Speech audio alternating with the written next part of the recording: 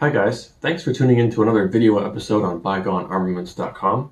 I'm Ewan McCullough, and I'm here today at the Mata Nui Auction Company, taking a look at some of the guns that will be going up for sale in their December of 2020 premiere auction. Today I have two examples of the Zamor Sphere Launcher, or Zamor Launcher for short. The Zamor Sphere Launchers were first created by the Nynrah Ghosts roughly 78,000 years prior to the Great Cataclysm.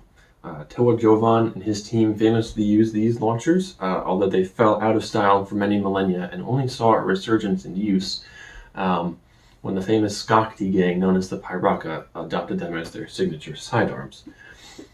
A Matoran by the name of Ignika got hold of one of the launchers from the Piraka and reverse engineered it to be used by the Toa Ignika. He also added a gravity feeding magazine device to the launcher, meaning that the launchers were now capable of repeating fire as opposed to the single shot capability of the Piraka's launchers. One of the examples we have today actually has that magazine, which is very cool. Now, with all that history out of the way, let's go ahead and bring the camera back here and take a closer look at these launchers. They really are amazingly simple. Now, one look at these and I think you'll see what I mean by amazingly simple. This might be the smallest part count I've ever seen in any projectile weapon. Well, aside from something like a sling, I suppose that would only have one part. At any rate, like I said, we have two examples here.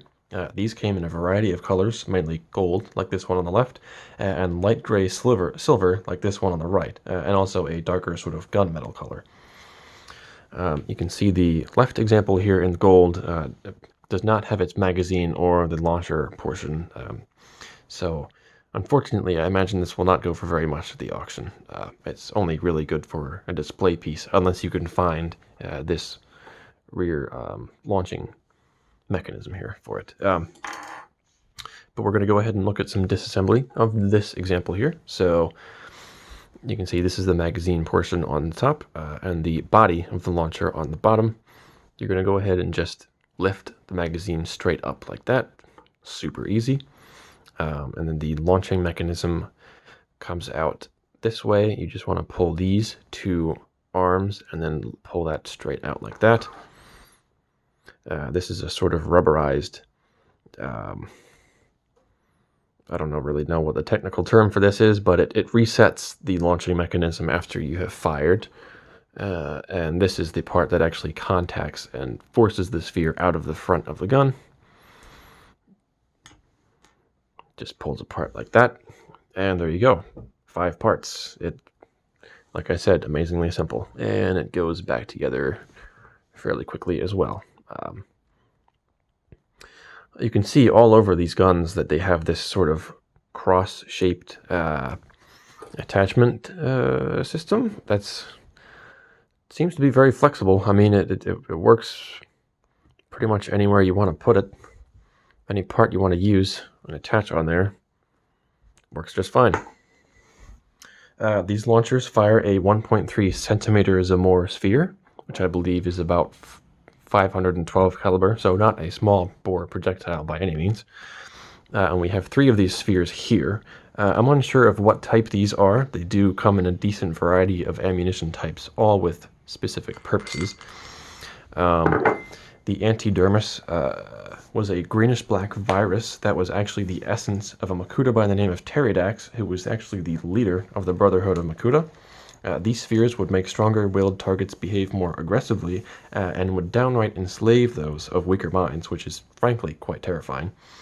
The opposite of that was a sphere loaded with energized protodermis, used by the Toa Ignika to cure the Antidermis and free enslaved individuals. These varied in color based on who used them. I believe the Toa Ignika known as Joller and Holly used shades of light green. Hyuki and Nuparo preferred yellow-orange, and Matoran and Kongu used shades of blue.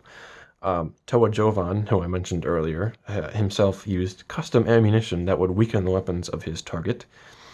There were also rounds that would place a target into stasis. There were gold spheres, which we may have more of, I'm not sure. That basically acted as a power siphon, silver spheres that bind a target to the nearest living being using an energy chain. And there were black spheres that would mark a target so that its location could be tracked using energy pulses. That's pretty cool. Interestingly, these spheres would go on to be used as the primary ammunition for mid-axe skyblasters later on, while the original Zamor Launchers were retired from use. Now, I just realized I almost forgot to show you guys something, that is how to actually load this weapon. Now, in keeping with the overall design paradigm, the loading procedure for this launcher is about as simple as it can possibly be. You are just going to take the launcher in your firing hand. This can be used one-handed quite easily. And you are going to take a few spheres. We only have 3 of them. As I said, this magazine can hold up to 4. At any rate, you're going to go ahead and place the sphere on the top of the magazine, and it's going to fall down by the means of gravity right into the firing position there. And just place the rest of your spheres in the magazine. And if you have any unloaded spheres that you need to empty out of the magazine, simply invert the launcher like this, and there you have it. Weapon is clear and safe. Well, thanks for watching, guys. I hope you enjoyed this look at the Zamor Sphere launchers as much as I did. They are certainly not like any other firearm I've ever done video on before. If you are interested in owning one or both of these launchers, they are going up for sale. If you take a look at the description text below the video, you can find a link to the Mata Nui Auction Company's catalog page for these guns. There you can view photos and their info and place a bid online. Thanks for watching.